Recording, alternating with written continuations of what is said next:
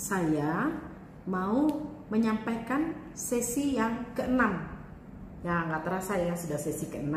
Sesi ke-6 ini tentang hal yang saya simpan dan alami dalam kehidupan saya.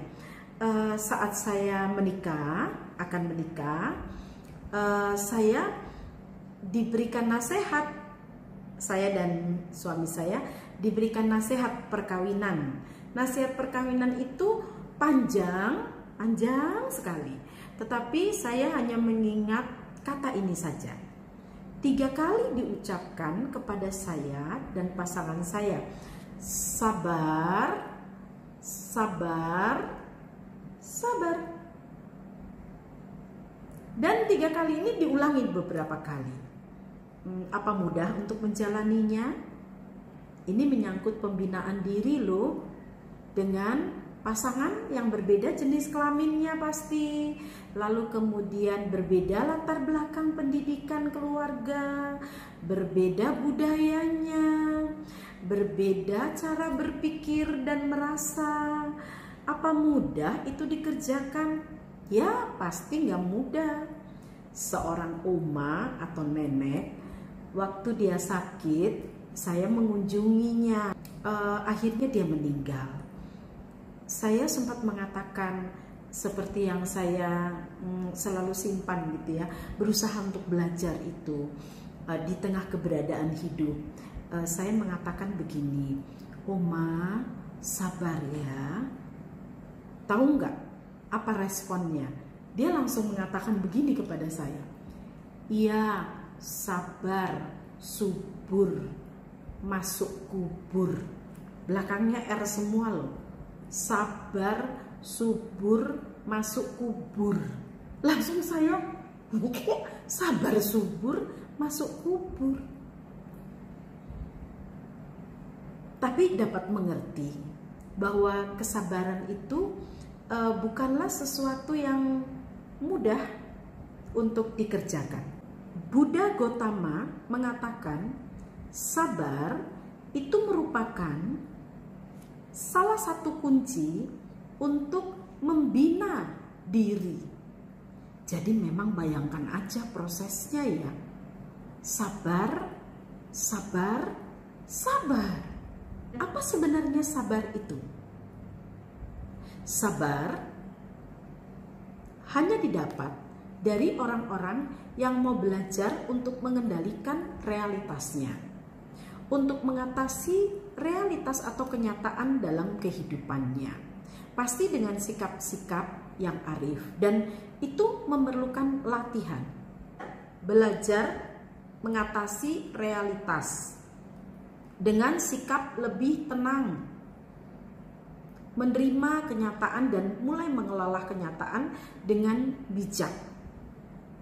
Sehingga tepat Buddha Gautama tadi mengatakan bahwa kesabaran adalah satu tindakan untuk membina diri sendiri. Jadi gimana yang mengurusi diri saya sendiri? Gimana mengurusi kehidupan saya sendiri? Saya nggak sama dengan dia dalam tindakan, dalam keputusan, dalam berbicara, dalam berbagai-bagai hal itu gitu. Gimana kita harus sabar? Sabar adalah tindakan cinta yang sejati, cinta yang tulus. Lagi-lagi diri yang harus dikendalikan dan bukan orang lain. Pertama dari diri sendiri, dan syukur-syukur kalau itu kita harapkan berdampak bagi orang lain. Misalnya udara sangat panas, kata orang Sunda haredang gitu ya, panas udaranya. Kita mampu bertahan beberapa menit karena sesuatu yang mau kita kerjakan di kondisi panas terik. Udara dingin di Papandayan, Gunung Papandayan sangat dingin sekali, 5 derajat Celcius, 5 derajat Celcius, saya sangat kedinginan gitu. Gimana tetap ada di tenda, selimut hangat, lalu tetap tenang sampai menjelang pagi. Tidak berbuat sesuatu yang merepotkan orang lain, yang merugikan orang lain. Kita coba mengatasi diri kita sendiri. itu tergolong sabar loh.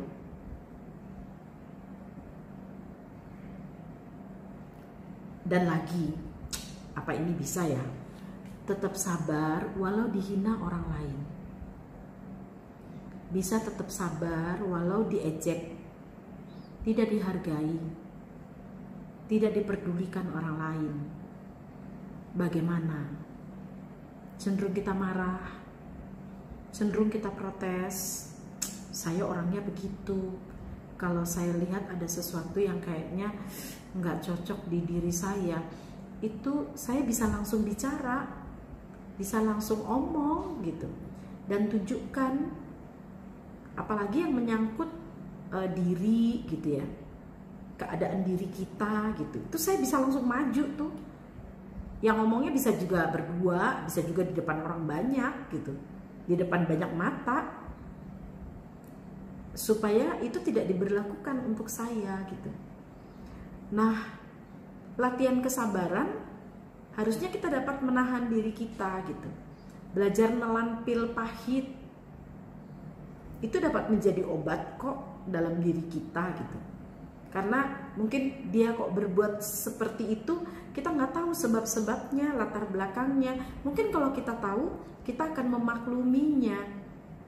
Dan saya juga belajar dari hal itu. Bagaimana dengan Anda? Kalau begitu, bagaimana supaya tetap bertahan dalam kesabaran? Milikilah 2 prinsip. Prinsip yang pertama adalah segala sesuatu dalam dunia ini tidak abadi. Contohnya kalau orang sakit melahirkan, bukaan 1, bukaan 2 sampai 9. Setelah itu bayinya lahir, sakit, tapi dia sudah rasa bahagia. Penderitaan itu ada batasnya dan ada akhirnya. Segala sesuatu dalam dunia ini tidak ada yang abadi. Termasuk ketidaknyamanan, termasuk kesakitan, dan termasuk penderitaan. Hal yang kedua, berpikir dan merasakan bahwa segala sesuatu yang terjadi itu juga ada akibat karena diri kita. Lagi-lagi kok diri terus yang harus dirubah. Lagi-lagi kok diri yang harus diatasi. Kenapa sih nggak orang lain saja, orang lain? Ya, itu bukan areal kita, itu bukan domain kita. Domain kita ya diri kita sendiri. Bagaimana kita mengaturnya, bagaimana kita mengatasinya, bagaimana kita mengelola dan menanganinya. Jadi yang terdekat ya diri kita sendiri. Jadi sekali lagi, apa-apa gitu kan, ya bukan karena sebab orang lain.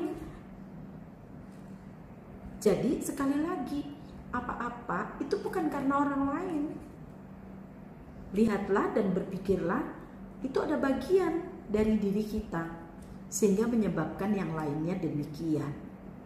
Dan ada baik kalau kita mengoreksi diri kita, bukan menunjuk kepada orang lain.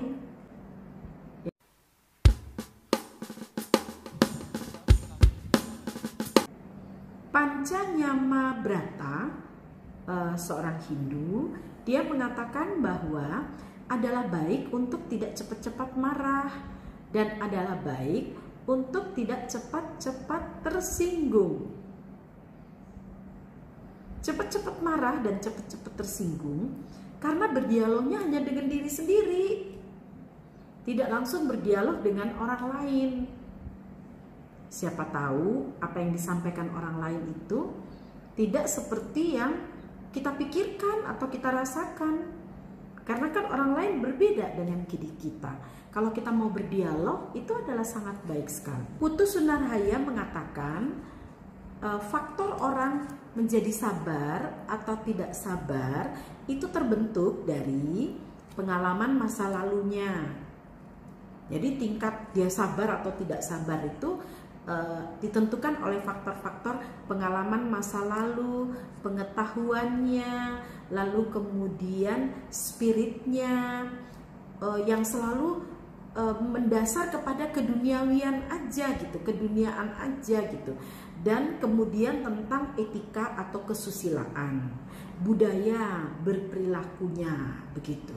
Itu faktor-faktor yang sangat mempengaruhi kehidupan seseorang. Oh, dia lebih sabar karena dia punya pengalaman. Cara mengatasi hal yang tidak nyaman itu seperti ini misalnya. Diam dulu, tarik napas dulu, dan dia berhasil dengan hal itu. Dia juga lihat contoh orang tuanya demikian. Orang-orang lingkungan dewasa di sekitarnya pun demikian. Dari pengetahuan bahwa ini nih tidak boleh didiamkan. Dan dampaknya begini, hasilnya begini. Ya, dia kuat dengan hal itu. Terus kesusilaannya, merasa nggak santun, merasa nggak sopan kalau begitu. Itu sangat mempengaruhi orang mengapa dia sabar dan mengapa dia tidak sabar. Serta kalau hidupnya itu hanya berlapiskan atau berdasarkan kepada keduniaan. Oh, ini orang bisa menentukan orang itu sabar atau tidak sabarnya seseorang. Jadi mau belajar tentang sabar, yuk sama-sama kita belajar tentang sikap sabar atau kesabaran, yaitu dengan mengendalikan diri kita. Belajar tabah, tahan, kuat gitu kan, tegar untuk menghadapi persoalan-persoalan di sekitar kita. Belajar menahan diri gitu ya, belajar menerima kenyataan yang tidak sedap, dan memang harus latihan. Ada beberapa kali untuk persoalan-persoalan kehidupan rumah tangga, saya selalu kembali ke nasihat perkawinan itu gitu. Dan seorang sahabat saya, seorang Katolik, dia mengatakan begini, ya memang kita diuji kesabaran kita. Kita semua diuji kesabaran kita sampai sejauh mana. Dan saya setuju, kalau kita mau belajar, kita akan mendapatkan manfaat-manfaat yang sangat berarti. Ingat bahwa kesabaran adalah salah satu faktor yang sangat penting untuk membina diri. Mulai latihan kesabaran dari cara kita berjalan, cara kita berbicara, cara kita menanggapi, cara kita menerima realitas dan kenyataan hidup. Orang yang sabar, dia dituntun Tuhan yang maha murah dan sabar. Orang yang sabar, dia banyak sahabatnya. Mungkin mundur selangkah, tetapi akan maju 2 langkah. Salam kesabaran.